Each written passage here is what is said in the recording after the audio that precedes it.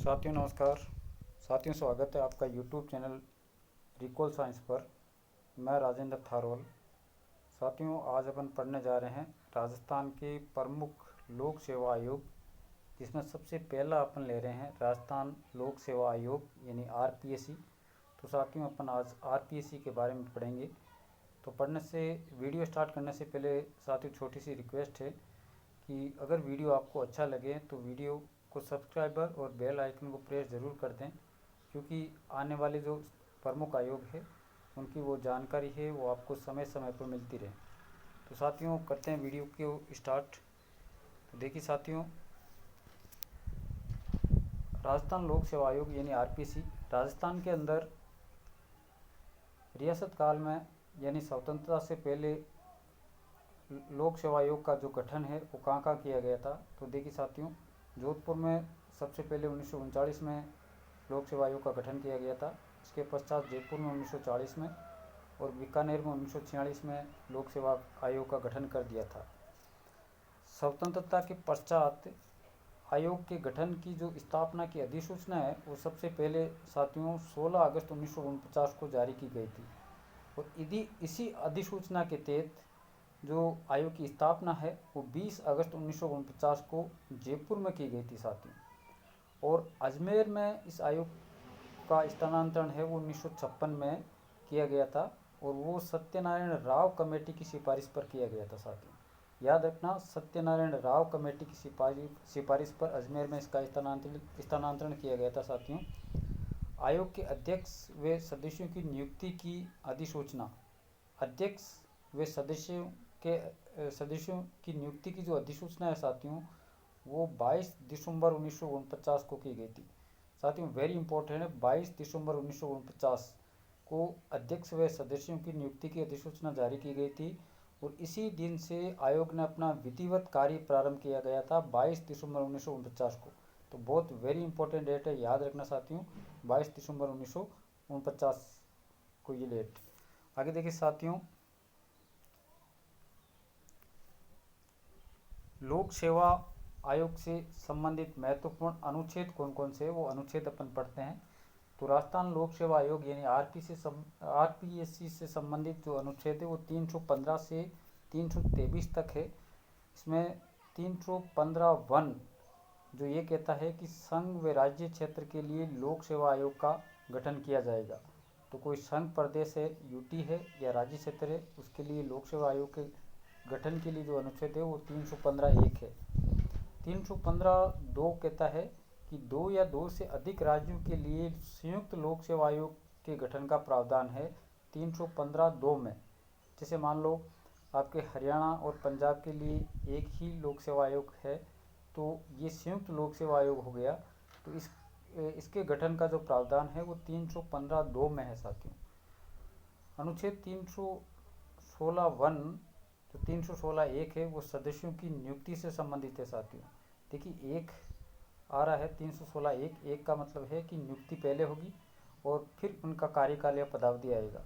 तो अनुच्छेद 316(2) है वो सदस्यों के कार्यकाल यानी पदावधि से संबंधित है साथियों। और अनुच्छेद 317, देखिए नाम से पता है साथियों, 17 का मतलब खतरा, यानी सदस्यों की बर्खास्तगी एवं निलंबन से संबंधित है 317 अनुच्छेद साथियों। देखिए आगे साथियों,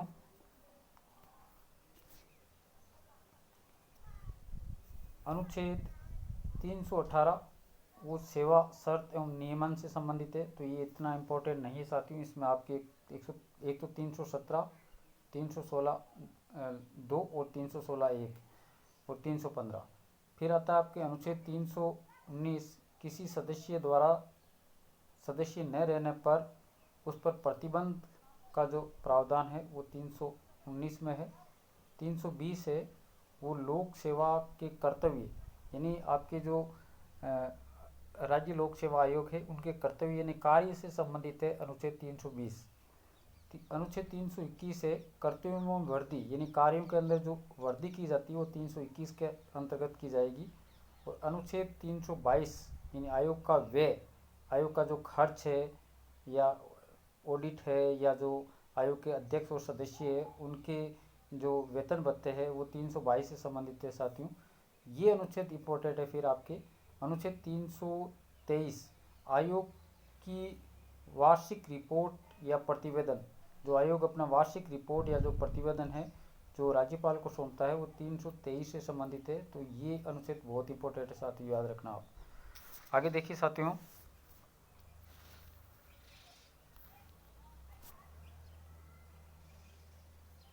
आयोग एक संवैधानिक संस्था है, यानी संविधान के अंतर्गत इसका निर्माण किया गया है और संविधान में इसका उल्लेख है, जिसका उल्लेख संविधान के भाग 14 में अनुच्छेद 315 से 323 तक है। तो ये बात कर चुके हैं साथियों अपन।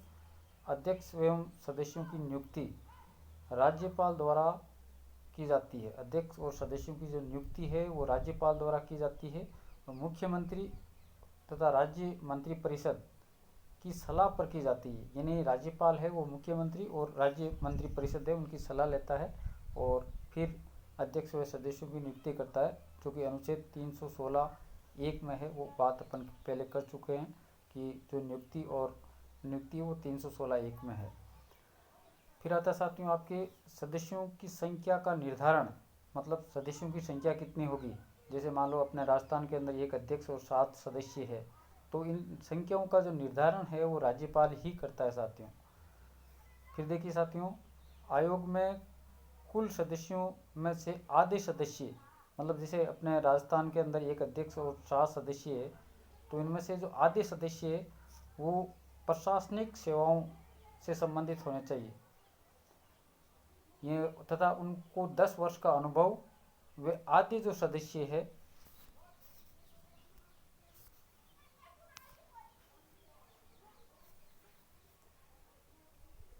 आधे सदस्य वो शिक्षाविद, समाज सेवक, राजनेता, वकील आदि हो सकते हैं साथियों। फिर देखिए साथियों,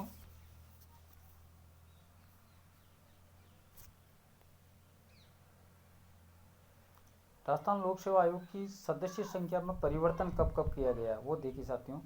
तो 1949 में जब आयोग बना था तब एक अध्यक्ष व 2 सदस्य, यानी कुल संख्या इनकी 3 थी साथियों। याद रखना, ये बहुत बार पूछा जाता है कि 1949 में आयोग की स्थापना के समय अध्यक्ष सहित सदस्यों की कुल संख्या 3 थी। फिर 1968 में एक अध्यक्ष और 3 सदस्य कर दिए, यानी कुल संख्या 4 हो गई। फिर 1973 के अंदर एक अध्यक्ष और 4 सदस्य कर दिए गए, यानी कुल संख्या आपके 5 हो गई। 1981 में एक अध्यक्ष और 5 सदस्य, यानी कुल संख्या आपके 6 हो गई। और वर्तमान में जो संख्या है 2011 से, वो है एक अध्यक्ष और 7 सदस्य, यानी कुल संख्या आपके 8 है। देखिए साथियों, वर्तमान में आरपीसी में अध्यक्ष सहित कुल सदस्य संख्या 8 है। कार्यवाहक अध्यक्ष की नियुक्ति भी राज्यपाल करता है। अगर मान लो अध्यक्ष की मौजूदगी नहीं रहती है तो कार्यवाहक जो अध्यक्ष है उसकी नियुक्ति भी राज्यपाल के द्वारा की जाती है।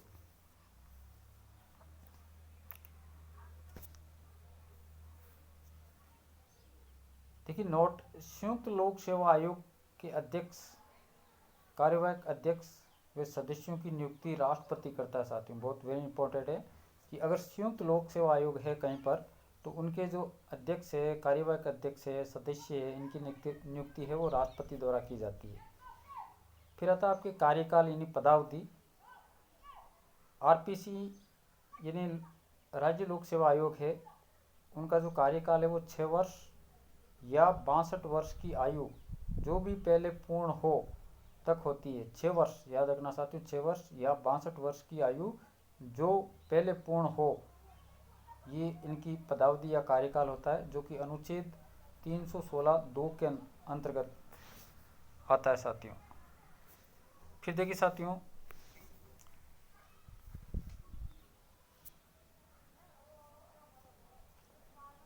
आयोग के सदस्य कार्यकाल पूर्ण होने पर अन्य लोक सेवा आयोग में अध्यक्ष व संघ लोक सेवा आयोग यानी यूपीएससी के सदस्य वे अध्यक्ष नियुक्त हो सकते हैं साथियों। अगर मान लो किसी आयोग राजस्थान लोक सेवा आयोग है, इनका कार्यकाल पूर्ण हो गया तो अन्य लोक सेवा आयोग में अध्यक्ष या जो अपने यूपीएससी है संघ लोक सेवा आयोग, उनमें अध्यक्ष या सदस्य के रूप में नियुक्त हो सकते हैं। फिर देखिए साथियों, कार्यकाल पूर्ण होने के पश्चात अध्यक्ष एवं सदस्य कोई लाभ का पद धारण नहीं कर सकते हैं, न ही राज्य के बाहर अन्य आयोग में सदस्य नियुक्त हो सकते हैं। अन्य आयोग में कोई दूसरा मान लो राज्य है, उनके आयोग में सदस्य नियुक्त नहीं हो सकते हैं, और न ही कोई लाभ के पद पर, जैसे मान लो कोई आपके आयोग का सदस्य था पहले कोई राजस्थान प्रशासनिक सेवा में था और सदस्यता पूर्ण होने पर वो वापस प्रशासनिक सेवा ग्रहण नहीं कर सकता साथियों। फिर देखिए आपके बहुत इंपॉर्टेंट है साथियों कि जो आयोग के अध्यक्ष और सदस्य है वो अपना त्याग पत्र है वो राज्यपाल को सौंपता है साथियों। त्याग पत्र किसको सौंपता है? राज्यपाल को सौंपता है। फिर देखिए साथियों,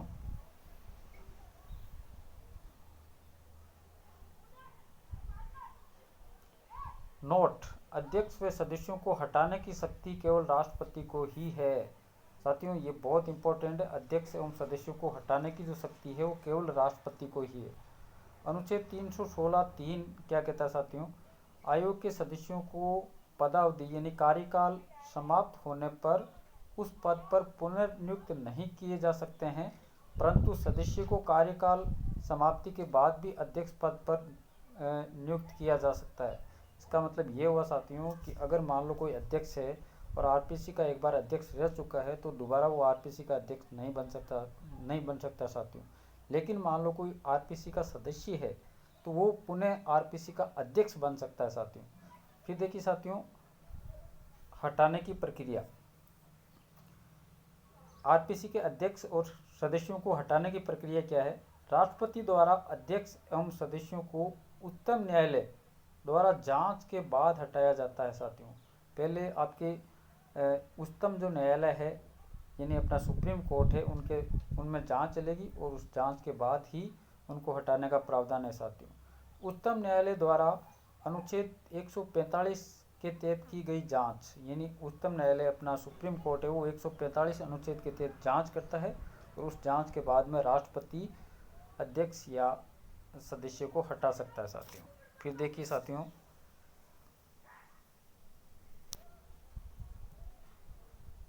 जांच के दौरान राज्यपाल अध्यक्ष एवं सदस्यों को निलंबित कर सकता है। जांच के दौरान राज्यपाल को ये पावर है, वो हटा तो नहीं सकता है, हटा तो राष्ट्रपति सकता है, लेकिन राज्यपाल है वो निलंबित कर सकता है। ये बात अनुच्छेद 317(2) में उल्लेखित है साथियों। फिर देखिए अध्यक्ष और जो सदस्य आयोग के उनके वेतन भत्ते देखिए साथियों। अध्यक्ष एवं सदस्यों के वेतन भत्ते राज्य की संचित निधि पर पारित होंगे, यानी राज्य की संचित निधि से इनका जो वेतन और भत्ते है वो दे होगा साथियों।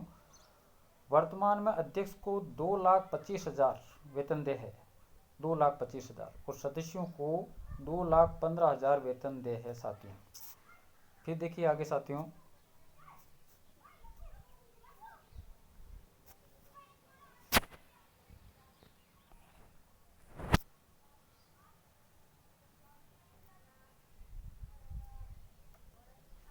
राजस्थान लोक सेवा आयोग के कार्यों का उल्लेख, यानी जो राजस्थान लोक सेवा आयोग के अपन पीछे पढ़ चुके हैं, जो कर्तव्य है वो अनुच्छेद 320 के अंतर्गत है। क्या क्या काम होता है आरपीसी का? विभिन्न भर्तियों का आयोजन करना, जैसे आरएस है, एसआई है, स्कूल लेक्चरर है, जो आपके सेकेंड ग्रेड शिक्षक है, ऐसी जो भर्तियाँ हैं उनका आयोजन करने का काम होता है इनका। राज्य सरकार को विभिन्न मामलों में सलाह देना, राज्य सरकार को विभिन्न मामलों में ये सलाह देता है। किस किस मामलों में सलाह देता है? तो देखिए साथियों, भर्ती की पद्धति के बारे में सलाह देता है, परीक्षाओं का आयोजन कैसे किया जाएगा उसके बारे में सलाह देता है, पदोन्नति एवं स्थानांतरण के सिद्धांत के बारे में सलाह देता है, किसी कर्मचारी के विरुद्ध अनुशासनात्मक कार्रवाई के संदर्भ में सलाह देता है ये कि मान लो कोई कर्मचारी है, अनुशासनात्मक कार्रवाई की जानी है तो वो राज्य सरकार को सलाह देता है। विभिन्न विभागीय पदोन्नति समितियों का संचालन, इनके बारे में ये सलाह देता है, जो कि अनुच्छेद 320(3) के अंतर्गत ये बात लिखी गई है साथियों। फिर आगे देखिए साथियों,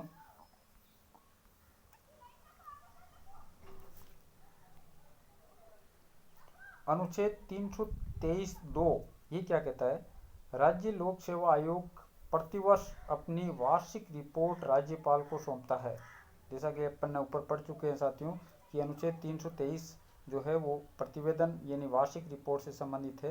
तो 323(2) है, उसमें जो आरपीसी है वो अपनी वार्षिक रिपोर्ट राज्यपाल को सौंपता है साथियों।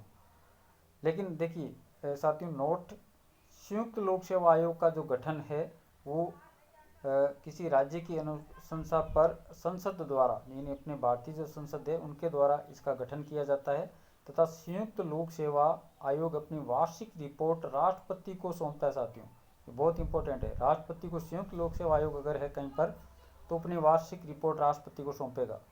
ये बात अनुच्छेद 315(2) के अंतर्गत लिखी गई है साथियों, जो कि अपन ऊपर पढ़ चुके हैं साथियों। इसी तरह आयोग का जो सचिवालय है वो देख सकते हैं साथियों आप।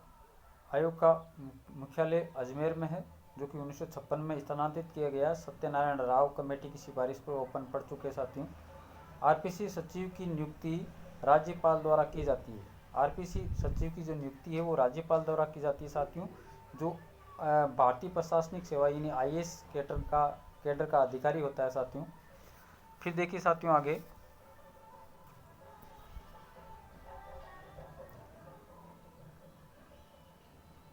आयोग के प्रथम सचिव है वो एस.एस. शर्मा थे। आयोग का जो प्रथम सचिव एस.एस. शर्मा साहब थे। तो प्रथम महिला सचिव है वो ओटिमा बोर्डिया थी। प्रथम महिला सचिव श्रीमती ओटिमा बोर्डिया। और वर्तमान जो सचिव है वो श्री हरजीलाल अटल है, आयोग के वर्तमान जो सचिव है सर साथियों। फिर आगे देखिए साथियों,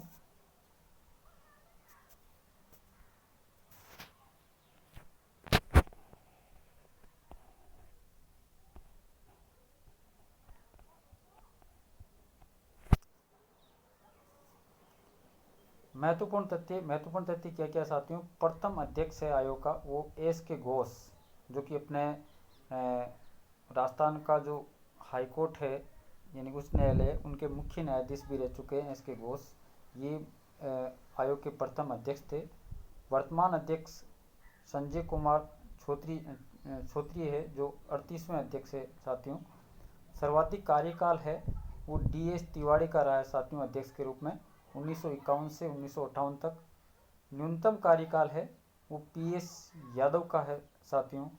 प्रथम कार्यवाहक अध्यक्ष है वो श्री एल.एल. जोशी साहब थे। सदस्य जो मुख्य सचिव रहे हैं वो एस.डी. उज्ज्वल है, जो कि पहले राजस्थान सरकार में मुख्य सचिव भी रह चुके हैं। अध्यक्ष एवं सदस्य दोनों पदों पर रहने वाले एन.के. बैरवा साहब हैं, जो सदस्य भी रह चुके हैं और अध्यक्ष भी रह चुके हैं। प्रथम स्थायी अध्यक्ष एस.सी. त्रिपाठी जी। अध्यक्ष जो लोकसभा सदस्य भी रहे हैं श्री सी.आर. चौधरी साहब। और आयोग के सदस्य जो लोकसभा सदस्य रहे, देखिए ऊपर तो अपन ने पढ़ा है अध्यक्ष जो लोकसभा सदस्य रहे, यहाँ आयोग का जो सदस्य है वो लोकसभा सदस्य रहे, तो वो है आपके श्री दुलेश्वर मीणा जी। फिर देखिए साथियों, आयोग के सदस्य जो विधानसभा अध्यक्ष भी रह चुके हैं वो एन.एल. जैन साहब है। आयोग की सदस्य जो पूर्व में मंत्री भी रह चुकी है श्रीमती कमला भील। आईएएस से आयोग का अध्यक्ष मतलब भारतीय प्रशासनिक सेवा से आयोग का जो अध्यक्ष है वो एक तो अपन ऊपर पढ़ चुके हैं एल.एस. जोशी साहब जो कार्यवाहक अध्यक्ष आरपीसी के प्रथम रहे थे वो, और एक है आपके डॉक्टर बी.एल. रावत साहब। तो ये आपके भारतीय प्रशासनिक सेवा से आरपीसी के अध्यक्ष रह चुके हैं साथियों। आगे देखिए साथियों, आयोग में पूर्व महिला सदस्य, पहले जो महिला सदस्य है वो कौन कौन थी और किस पद पर थी इससे पहले वो, तो श्रीमती कांता खतूरिया पूर्व में विधायक रह चुकी है। ये राज्य महिला आयोग की अध्यक्षा भी रह चुकी है और यूपीएससी सदस्य भी रह चुकी है, यानी आपके संघ लोक सेवा आयोग की सदस्य भी रह चुकी है। श्रीमती कमला भील पूर्व में ये राज्य मंत्री रह चुकी है राजस्थान सरकार के अंदर। श्रीमती प्रकाशवती शर्मा ये भी आपके यूपीएससी सदस्य रह चुकी है। तो यूपीएससी आपके सदस्य श्रीमती प्रकाशवती शर्मा और श्रीमती कांता खतूरिया, ये दोनों रह चुकी है। श्री दिव्या सिंह, कार्यकाल पूर्ण होने से पहले ही इन्होंने इस्तीफा दे दिया। तो साथियों ये पूछा जाता है कि ऐसी आयोग की महिला सदस्य जिन्होंने कार्यकाल से पूर्ण ही इस्तीफा दे दिया है, तो श्रीमती दिव्या सिंह है। आयोग के वर्तमान सदस्य, इसमें अपन देखें तो अध्यक्ष जो अपन पढ़ चुके हैं श्री संजय कुमार चौधरी साहब है। फिर देखिए साथियों,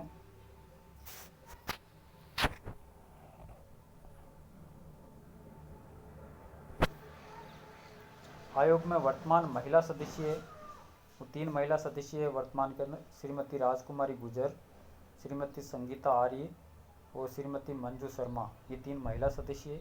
और आयोग में पुरुष सदस्य है वो जसवंत सिंह जी राठी साहब है एक तो आपके, और एक है आपके बाबूलाल जी कटारा, जो मैंने आपके स्टार बना चुका है। तो आप समझ गए होंगे साथियों कि इन पर अभी जो कुछ पेपर लीक के मामले में कार्रवाई चल रही है। तो अगर अपन देखें तो वर्तमान में जो अध्यक्ष के अलावा सदस्यों की संख्या है वो 5 है, और इनमें अगर बाबूलाल जी पर कुछ कार्रवाई होती है तो फिर आपकी संख्या 4 रह जाएगी, जिसमें 3 महिला और एक पुरुष सदस्य है जिसमें जसवंत सिंह जी राठी साहब है। तो इस तरह से साथियों ये अपन ने एक टॉपिक आज पूरा कर लिया है, राजस्थान लोक सेवा आयोग यानी आरपीसी। इसी तरह से अगर आपको कंटेंट ये कुछ अच्छा लगा तो आप मुझे कमेंट बॉक्स में ज़रूर लिखें कि आपको कंटेंट कैसा लगा है। और इसी तरह जो अगला आयोग है वो अपन पढ़ेंगे।